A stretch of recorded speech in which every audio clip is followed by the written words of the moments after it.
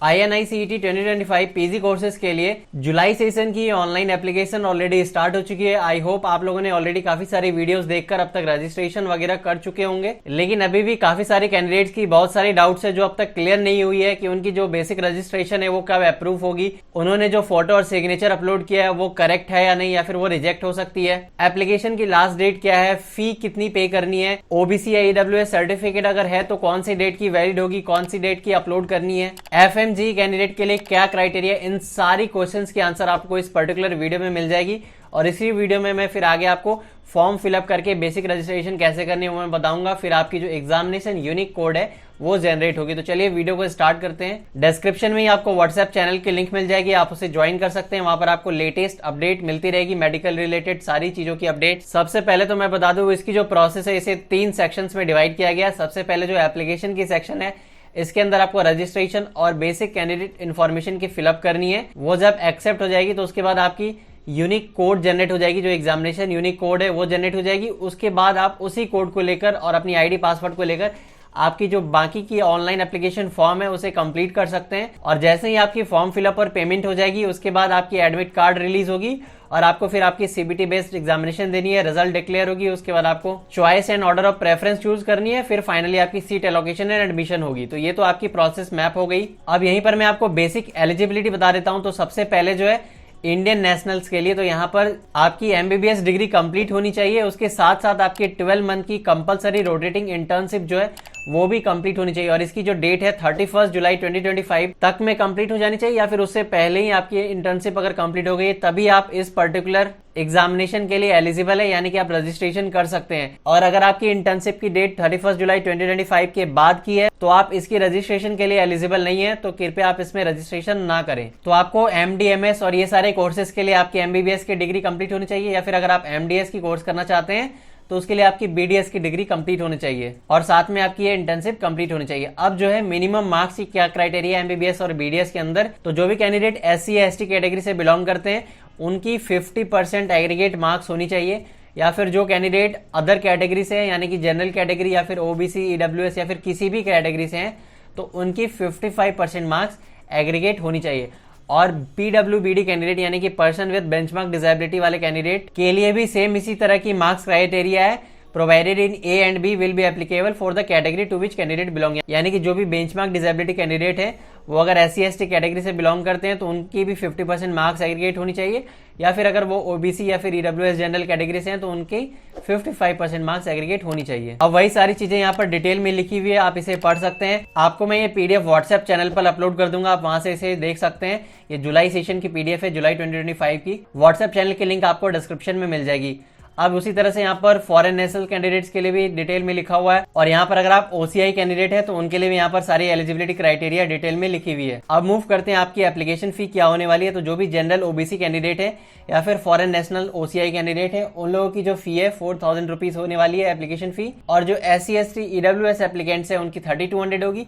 और PWBD candidate की कोई भी एप्लीकेशन फी नहीं होगी, इन्हें कोई भी एप्लीकेशन फी पे करने की जरूरत नहीं है। अब ये सारी बेसिक रजिस्ट्रेशन की प्रोसेस है वो मैं आपको अभी फॉर्म फिलअप में दिखाने वाला हूँ। एक और इंपॉर्टेंट इन्फॉर्मेशन मैं आपको यहीं पर बता देना चाहता हूँ, अगर आपकी इंटर्नशिप कंप्लीट नहीं हुई है तो कृपया आप रजिस्ट्रेशन ना करें। और अगर किसी भी कैंडिडेट की एप्लीकेशन फॉर्म में पाई जाती है कि उसकी इन्फॉर्मेशन गलत इन्फॉर्मेशन उन्होंने प्रोवाइड किया है ताकि वो एग्जाम में अपियर हो पाए, बस इसके लिए उन्होंने अगर अपनी इंटर्नशिप की एंड डेट गलत भर दी है तो उसके लिए क्या होगा कि उनकी जो एप्लीकेशन है वो तो रिजेक्ट कर ही दी जाएगी, और फ्यूचर में भी वो फिर INICET के लिए एलिजिबल नहीं होंगे और फिर वो इस एग्जामिनेशन में कभी अपियर नहीं हो पाएंगे। तो कृपया इस तरह की चीजें ना करें। अब मूव करते हैं फाइनली इंपॉर्टेंट डेट्स की सेक्शन पे। इंपॉर्टेंट डेट्स में भी काफी लोगों को काफी सारी कंफ्यूजन है। तो यहाँ पर जो दिया हुआ है कि लास्ट डेट जो है ऑनलाइन रजिस्ट्रेशन की यानी कि बेसिक कैंडिडेट इन्फॉर्मेशन की वो 15 अप्रैल 2025 है। 5 बजे तक आपको इसकी बेसिक रजिस्ट्रेशन एटलीस्ट कर लेनी है। उसके बाद अगर आपकी इमेज वगैरह रिजेक्ट हो जाती है तो फिर भी आपको टाइम दिया जाएगा 16 अप्रैल से 18 अप्रैल तक की, ताकि आप इस टाइम फ्रेम के अंदर अपनी इमेज को करेक्ट कर लें और फिर से आप उसे अपलोड कर दें। और फिर जो फाइनल स्टेटस आने वाली एक्सेप्टेड रजिस्ट्रेशन की वो आएगी 19 अप्रैल को 5 बजे तक में। और वो सारे कैंडिडेट जो ऑलरेडी पहले से रजिस्टर कर चुके हैं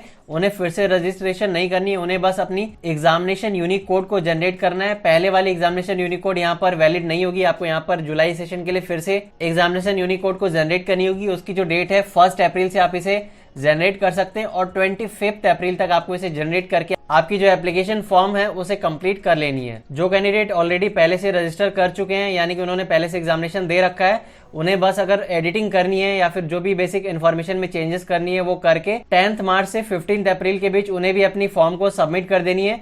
उसके बाद जिनका भी इमेज वगैरह रिजेक्ट होता है उन्हें टाइम दिया जाएगा 16 अप्रैल से 18 अप्रैल के बीच, उन्हें एक बार फिर से अपनी इमेज को चेंज करके अपनी करेक्ट इमेज को अपलोड कर देनी है। तो आई होप अब आपको मैक्सिमम इन्फॉर्मेशन समझ में आ गई होगी। तो चलिए अब स्टार्ट करते हैं ऑनलाइन एप्लीकेशन फॉर्म फिलअप को। तो इसके लिए आपको formdekho.com को सर्च कर लेना है किसी भी ब्राउजर में। यहाँ पर आपको मेडिकल अपडेट के अंदर दिखाई दे रही होगी INICET online registration and form filling 2025। तो आपको इस लिंक पर क्लिक करना है। यहाँ पर आप डिटेल में सारी चीजें पढ़ सकते हैं, short information, important date, application fee क्या है। आपको इसे स्क्रॉल करके सबसे नीचे आ जाना है। यहाँ पर आपको अप्लाई ऑनलाइन के सामने एक लिंक दिखाई दे रही होगी, क्लिक हियर, यहाँ पर आपको क्लिक करनी है। यहाँ से एम्स की डायरेक्ट वेबसाइट ओपन हो जाएगी। यहाँ पर आपको लेफ्ट साइड में क्लिक हियर का ऑप्शन दिखाई दे रहा होगा, इसके ऊपर आपको क्लिक करनी है।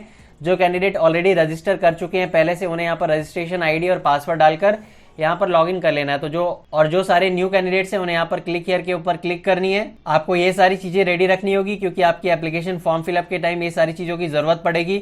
और अगर आपके पास कैटेगरी सर्टिफिकेट है या फिर PWBD सर्टिफिकेट है तो आपको उन्हें भी रेडी रखना है। फिर आपको यहाँ पर प्रोसीड के बटन पर क्लिक करनी है। फाइनली आपके सामने फॉर्म खुलकर आ जाएगी। अब मैं आपको बता दूं, अगर आपको फॉर्म फिलअप में किसी भी तरह की प्रॉब्लम हो रही है तो आप इस नंबर पर कॉन्टेक्ट कर सकते हैं या फिर आप व्हाट्सएप भी कर सकते हैं। काफी मिनिमल सी चार्ज पर हमारी टीम आपकी फॉर्म फिलअप करके आपको दे देगी। आपको कहीं भी बाहर जाने की जरूरत नहीं पड़ेगी, घर बैठे ही आपकी फॉर्म फिलअप कंप्लीट हो जाएगी। तो चलिए यहाँ पर मैं आपको फॉर्म फिलअप करके दिखाता हूँ। सबसे पहले यहाँ पर आपको अपनी नेम फिलअप कर देनी है, फिर री इंटर नेम के अंदर सेम नेम को आपको यहाँ पर फिलअप करना है। यहाँ पर आपको फादर नेम फिल करनी होगी, यहाँ पर आपको मदर नेम फिलअप करना है, फिर आपको डेट ऑफ बर्थ को चूज कर लेनी है। डेट ऑफ बर्थ फिलअप करने के बाद आपको कंफर्म डेट ऑफ बर्थ के अंदर सेम डेट ऑफ बर्थ को फिलअप कर देना है। फिर आपको यहाँ से अपनी जेंडर चूज कर लेनी है। जेंडर चूज करने के बाद आपको मैरिटल स्टेटस को चूज करना है। अगर आप मैरिड है तो यहाँ पर मैरिड को चूज करेंगे, अगर अनमैरिड है तो आपको अनमैरिड के ऊपर टिक कर देनी है। फिर आपको नेशनलिटी को चूज कर लेनी है। अब यहाँ से आप अपनी कैटेगरी को चूज कर लेंगे। अगर आप SC ST या फिर OBC कैंडिडेट है तो इसके अकॉर्डिंग आपकी कैटेगरी सर्टिफिकेट वैलिड होनी चाहिए, जिसकी डेट ऑलरेडी मैंने प्रोस्पेक्टस के अंदर दिखाया था। वो प्रोस्पेक्टस आपको व्हाट्सएप चैनल पर भी मिल जाएगी। यहाँ पर आपको कंफर्म कैटेगरी के अंदर सेम उसी कैटेगरी को चूज कर लेना है। यहाँ पर आपको कैटेगरी सर्टिफिकेट नंबर को फिलअप करनी है और कैटेगरी सर्टिफिकेट की इशू डेट को भी यहाँ पर आपको फिलअप करनी है। ये दोनों चीजें ऑप्शनल है, आप चाहें तो इसे छोड़ भी सकते हैं। अगर आप PWBD कैंडिडेट है तो यहाँ से आपको यस कर देना है, और नहीं तो यहाँ पर आपको नो को फिलअप करके आगे प्रोसीड करनी है। यहाँ से आपको आईडी प्रूफ को चूज कर लेना। आपके पास अगर आधार कार्ड है तो उसे चूज कर लेंगे, नहीं तो pan card, passport, voter ID जो भी आपको उससे चूज कर लेना है। यहाँ पर आपको उसकी आईडी नंबर को फिलअप करनी है। फिर आपको यहाँ पर डेट ऑफ इशू और जो वैलिड कब तक है आपकी वो आईडी यहाँ पर फिलअप करनी है। ये भी चीजें ऑप्शनल है, आप इसे छोड़ सकते। यहाँ पर आपको 2 आइडेंटिफिकेशन मार्क को फिलअप करनी है। तो चले मैं इसे फिलअप कर देता हूँ। अब यहाँ पर आपको ईमेल आईडी को फिलअप कर देनी है। तो चले मैं ईमेल आईडी और मोबाइल नंबर को यहाँ पर फिलअप कर देता हूं। ईमेल आईडी और मोबाइल नंबर को फिलअप करने के बाद अगर आपके पास अल्टरनेट नंबर है तो आप यहां से मोबाइल पर क्लिक करके या फिर लैंडलाइन पर क्लिक करके उसे भी फिलअप कर सकते हैं। अब आपको यहां पर आपकी परमानेंट एड्रेस को फिलअप करनी है। तो सबसे पहले आप कंट्री को चूज कर लेंगे। कंट्री चूज करने के बाद आपको सिर्फ यहाँ पर पिन कोड को एंटर करनी है। पिन कोड एंटर करते ही आपके यहाँ पर स्टेट डिस्ट्रिक्ट ऑलरेडी आ जाएगी। बस आपको यहाँ से सिटी को चूज कर लेना है। सिटी चूज करने के बाद आपको यहाँ पर आपकी जो कंप्लीट एड्रेस है उसे फिलअप कर देनी है। अगर आपकी परमानेंट और कॉरस्पॉन्डेंस एड्रेस सेम है तो आपको यहाँ पर टिक कर देना है। टिक करते ही ये ऑटोमेटिक यहाँ पर फिलअप हो जाएगी, और अगर आपकी ये डिफरेंट है तो आपको यहाँ पर इसे अनटिक करके फिर यहाँ पर फिलअप कर लेनी है। फाइनली आपको सारी चीजों को एक बार मैच कर लेना है ऊपर से नीचे तक। उसके बाद आपको यहाँ पर डिक्लेरेशन के आगे टिक करनी है और फिर आपको नीचे रजिस्टर के बटन पर क्लिक कर देना है। आपको कुछ सेकंड का वेट करना है। आपके सामने एक पॉपअप आ जाएगी, यहाँ पर आपको रजिस्ट्रेशन आईडी दिखाई दे रही होगी, और ये सेम रजिस्ट्रेशन आईडी के साथ आपकी पासवर्ड आपके ईमेल पर सेंड कर दी गई है। आपको उस पासवर्ड से और इस रजिस्ट्रेशन आईडी को लेकर आपको लॉगिन कर लेना। तो चले मैं आपको दिखाता हूँ आगे कैसे प्रोसीड करनी है। अब आप यहाँ पर देख पा रहे हैं आपको एम्स की तरफ से कुछ इस तरह की ईमेल आएगी जिसके अंदर आपकी रजिस्ट्रेशन आईडी लिखी होगी और इसी के नीचे आपकी पासवर्ड लिखी होगी। तो चलिए इसे लिखकर आईडी, पासवर्ड और कैप्चा को फिलअप करने के बाद आपको लॉगिन के ऊपर क्लिक कर देनी है। आपकी डैशबोर्ड ओपन हो जाएगी। अब आपको इसे स्क्रॉल करना है और नीचे आपको दिखाई दे रही होगी कि आपकी अपलोड इमेज जो अभी इनकम्प्लीट है, तो आपको प्रोसीड टू स्टेप 2 के ऊपर क्लिक करना है और यहाँ से आपको इमेज को अपलोड कर देनी है। और मैं आपको बता दूं, इमेज अपलोड करने से पहले आपको हाउ टू अपलोड इमेज के ऊपर क्लिक करके एक बार सारी डिटेल्स को पढ़ लेनी चाहिए,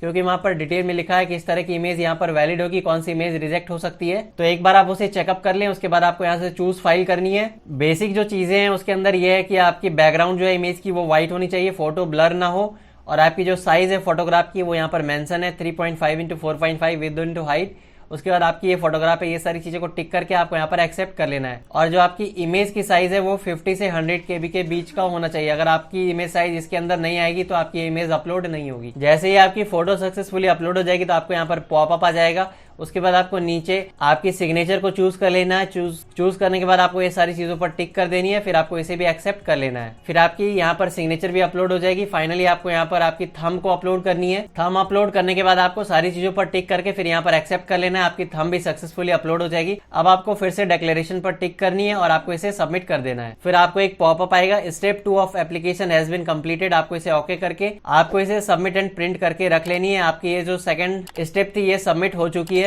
फिर से आप ऑटोमेटिकली रिडायरेक्ट हो जाएंगे होम पेज पे। यहाँ पर आप फिर से अपनी रजिस्ट्रेशन आईडी पासवर्ड डालकर इसे लॉगिन करके चेक कर सकते हैं। यहाँ पर आपको स्टेटस दिखाई दे रही होगी, thanks for registration, your registration is still under review, यानी कि आपकी जो रजिस्ट्रेशन है वो अभी रिव्यू में है। अगर इमेज वगैरह आपकी रिजेक्ट होती है तो आपको उसे फिर से अपलोड करनी होगी, और अगर ये एक्सेप्ट हो जाती है तो उसके बाद इसकी आगे की प्रोसेस क्या है उसके ऊपर मैं डिटेल में वीडियो बनाकर फिर से आपको बताऊंगा। तो आपको इस चैनल को सब्सक्राइब करके रखनी है। और बाकी अगर आप चाहें तो अगर आपको किसी भी तरह की प्रॉब्लम हो इस नंबर पर कॉन्टेक्ट कर सकते हैं और काफी मिनिमल सी चार्ज पे करके आप अपनी ऑनलाइन फॉर्म को फिलअप करवा सकते हैं। Thank you for watching this video.